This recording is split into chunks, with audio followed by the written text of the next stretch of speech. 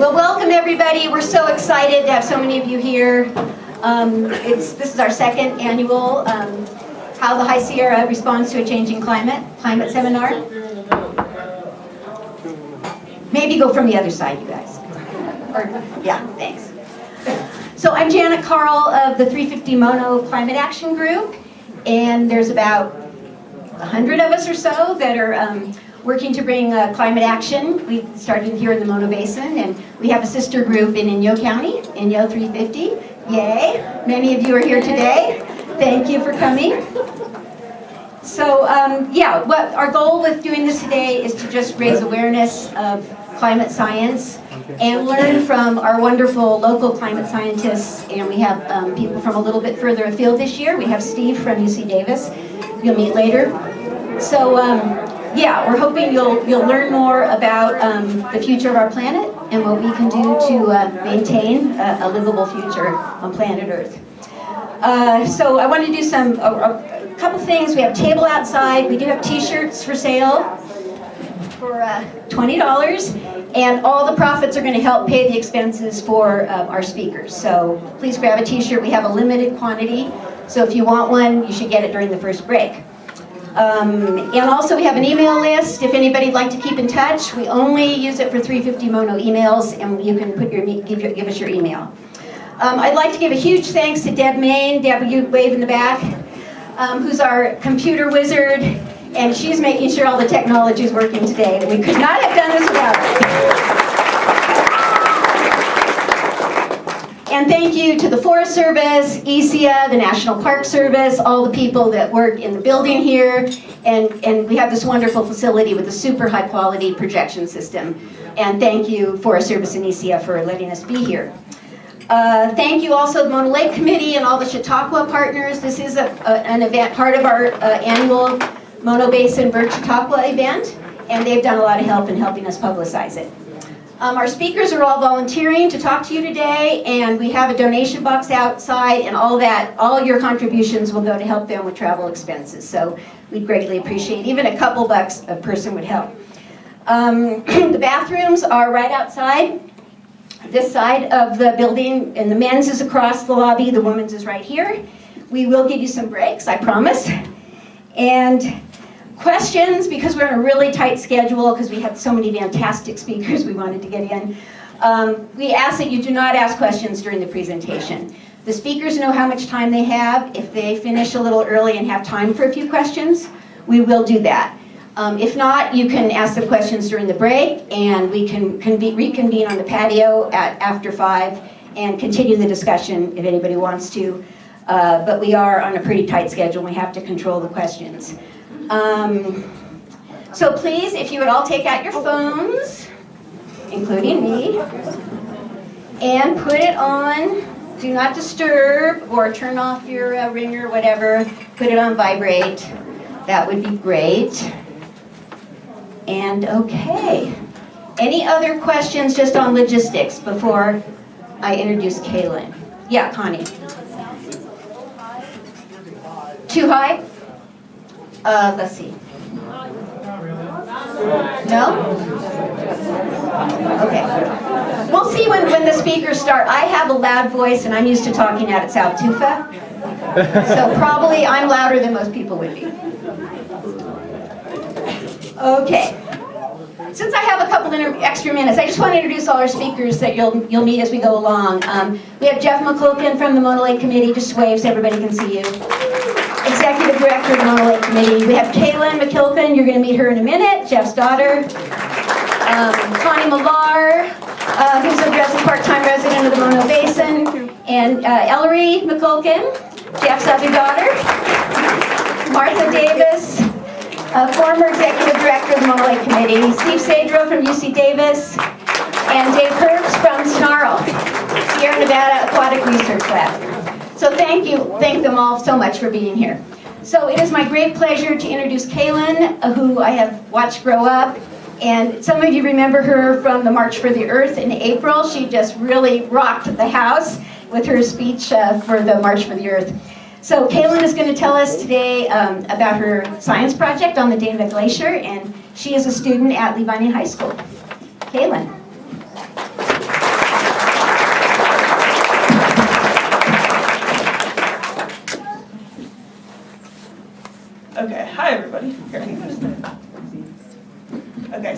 as Jana said, I'm Caelen, and I'm a high school student at Lee Vining High School. I'm going to be a junior next year, and I've lived in the Mono Basin for all of my life, so I've always been really interested in science.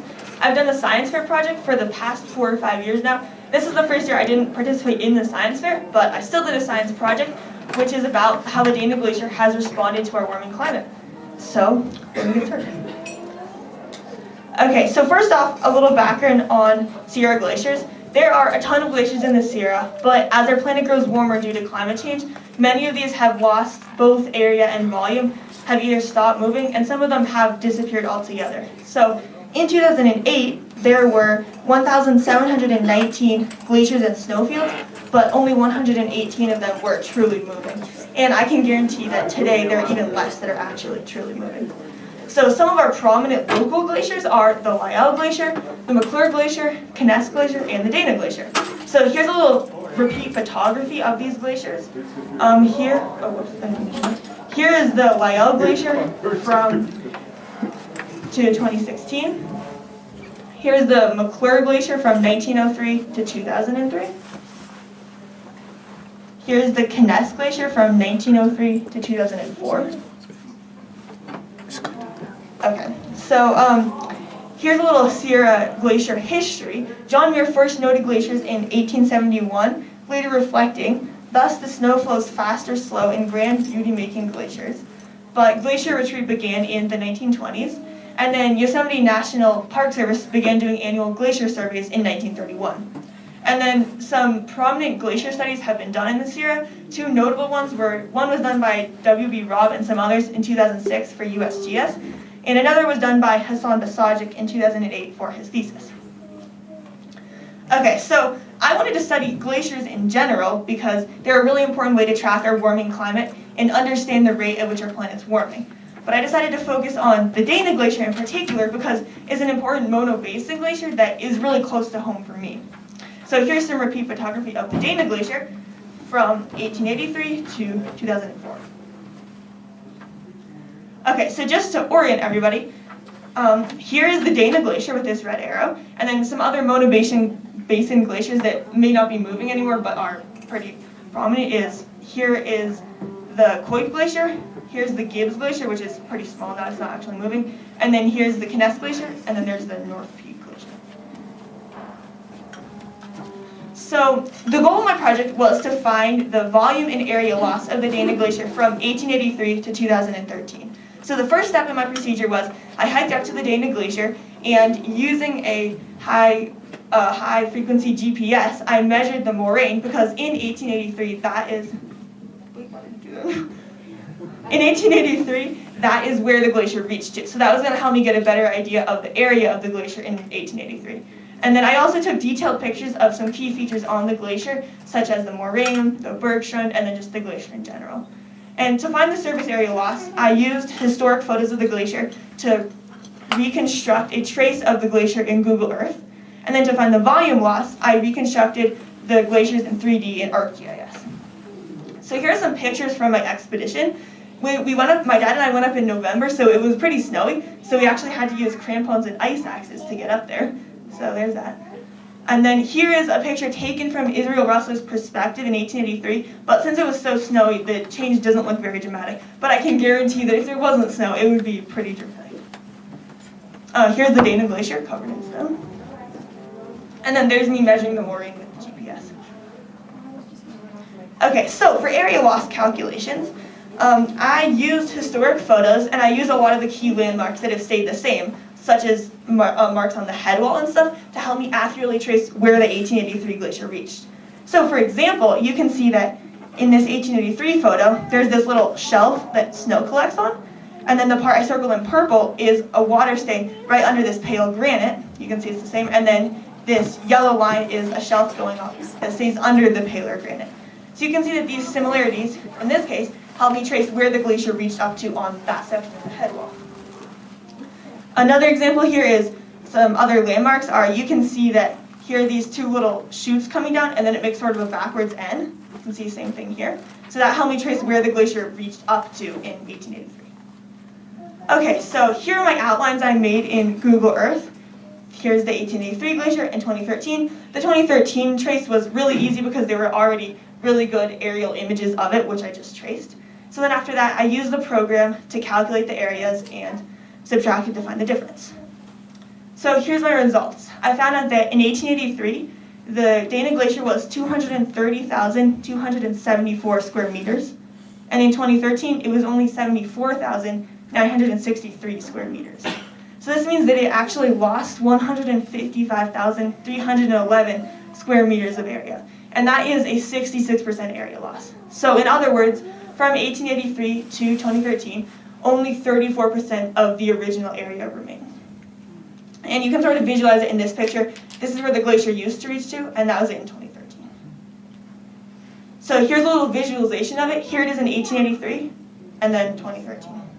So I could show that again, 1883, and then 2013. So now to my volume loss calculations. To do this, I first got the help of Robbie DiPaolo from the Mono Lake Committee, who I want to give a huge thank you to because none of the work in ArcGIS or volume calculations would have been possible without his help. So thank you, Robbie. And then, so after that, we used ArcGIS to reconstruct 3D models of both of the glaciers. And so first we used the Tom Painter and JPL's LiDAR data to have a really high quality image of the Dana Glacier and then the glacier basin below it. So you can see this is the image, and you can see that this is where the glacier was. They can't scan the ground under the glacier, so that's why they're sort of that one spot. But this is what we used.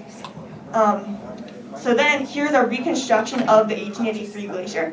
So to do this, I gave Robbie the points that I made in Google Earth, and he used this to reconstruct the 3D version of the glacier in ArcGIS, as you can see there. So to find the volume of it, we compared the top of the 1883 glacier to the ground that was found in the 2014 LiDAR scan, because this is the ground that was underneath the 1883 glacier. And because, like I said earlier, there's no data for the ground under the 2014 glacier, the volume that we found was automatically the volume loss. So there's that. And then now to calculate the volume of the 2014 glacier, things were a bit trickier because we couldn't use the ground underneath to calculate the height. But we did use ArcGIS's information on what the highest and lowest elevation points on the glacier are. And from there we were able to calculate a maximum and minimum volume that we knew the glacier's volume had to be somewhere in between. Then after that, we refined it down even closer to choose an elevation point where the volume that correlated with that elevation point matched the overcompensation with undercompensation. So it's not exact, but it was the closest we could get for the data we had at the moment. So, and then that elevation point turned out to be 72 feet above the lowest elevation. And here's our 2013 reconstruction. So this brings me to my results. So I did a little math after finding out these numbers. I found that in 1883 the volume was 14,147,165 cubic meters, whereas in 2014 it was only 2,349,059 cubic meters. So this means that it lost 11,798,106 cubic meters of volume. And that is an 84.4% volume loss. So in other words, in 2014, only 16.6% of the 1883 volume remains, which is pretty crazy. So, and you can see how, whoops, wrong one. In this picture, you can see that from the top of the couloir to the moraine, it just goes straight down. But in 2014, there's a huge empty bowl, which just shows how much volume it is actually lost. So then here's just a little visualization of this. This is the volume lost, and then this is the volume that remains. So this all brings me to the point of why does all this matter? So first and most obviously, glaciers are a way to track our warming climate. There's no way you can look at data like this and deny the fact that our planet is warming every year. But also, this information really brought home to me the fact that climate change is a problem that's happening in the Mono Basin right now. It's not a far-off problem that we're waiting for or preparing for. It's upon us, and it actually has been for a pretty long time. So, and everywhere across the globe, the effects of melting glaciers are disastrous. They're expected to account for 60% of global sea level rise. And even in glaciers that aren't near the ocean, melting glaciers have a very negative impact on alpine ecosystems, because it comes down to the fact that glaciers are an important part of these ecosystems, and it is definitely not natural for them to melt at these rates. So we right now are bearing witness to our glaciers melting. it's likely that my generation is the last generation that's going to experience real Sierra glaciers. So, and although it doesn't seem like there's one immediate solution any one of us could use to fix this right away, the one thing we all can do is make sure that this doesn't go undocumented. We need to make sure that the future generations understand what happened to our glaciers so that maybe they can fix another problem. So, in conclusion, the Dana Glacier's melt is a direct and Mono Basin-centered effect of climate change, but it's certainly not limited to that. The reality is that the Dana Glacier is only one of the millions of glaciers across our globe that are melting every day and contributing to sea level rise, ruining alpine ecosystems, and providing scientific evidence that our world is, in fact, warming. So this shows that we need to take action to slow down climate change, to keep our glaciers from melting, and most importantly, to keep our planet a safe place for future generations. So I'm definitely not done with my project here. There are a lot of next steps I want to take. Most importantly, I want to improve the accuracy of my measurements. The first thing would be to actually use the marine tracks I recorded. The only way that I was going to be able to process them was through Tom Painter and the JPL crew in Mammoth, because there's only a certain software you can use. But since they're very busy, I never actually got the tracks back. So hopefully I can bother him a little more next time and actually get them back to be more accurate. And then also, I would like to go up to the present-day glacier when there's not so much snow and at least get a better view of it so that I can measure the thickness and have an even more accurate volume reading. And then also, I would like to improve the surface topography in the 1883 glacier on GIS. And then one thing that I'm going to do is work with the Mono Lake Committee to document our melting glaciers and raise awareness of what's going on. And then it would also be cool to visit some of the other Mono Basin glaciers, such as the Quake Glacier. And finally, I would like to find out if the Dana Glacier is still moving or not, but for the technology I have right now, it might be a little far-fetched.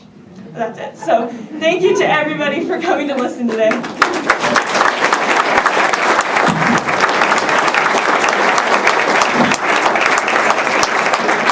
Okay, and next up is Caelen McQuilkin. She did a science fair project on cold air pools at Mono Lake and how this suggests that Mono Lake is a climate refugia, and she actually made it to the regional science fair and won a silver medal, as well as some other scholarships with this project.